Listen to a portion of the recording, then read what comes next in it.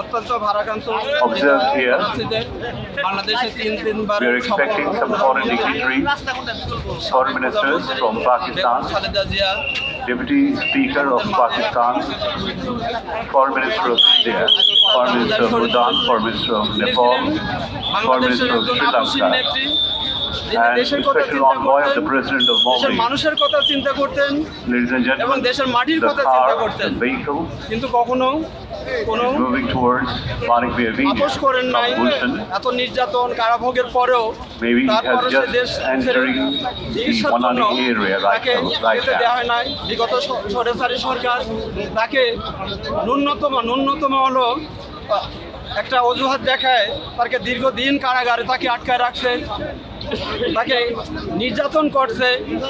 আল্লাহ তাআলা তাকে ক্ষমা করবে না যারা হলো তাকে নির্যাতনের মাধ্যমে স্লো পয়জনের মাধ্যমে তাকে ধীরে ধীরে শেষ করছে।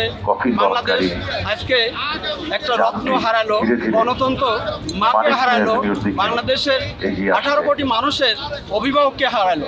লক্ষ লক্ষ আমরা ভক্ত দোয়া করি, আমরা অনুরক্তকে মোহাম্মদপুর থেকে আসছি, আমরা 1971 সালে তার যুদ্ধ করি নাই, জানাজার কিন্তু জন্যে আমরা সরেসারের নিয়ে আসা বিরুদ্ধে হচ্ছে 83-তে মানিক মিয়া 24-এ আমরা যুদ্ধ করেছি।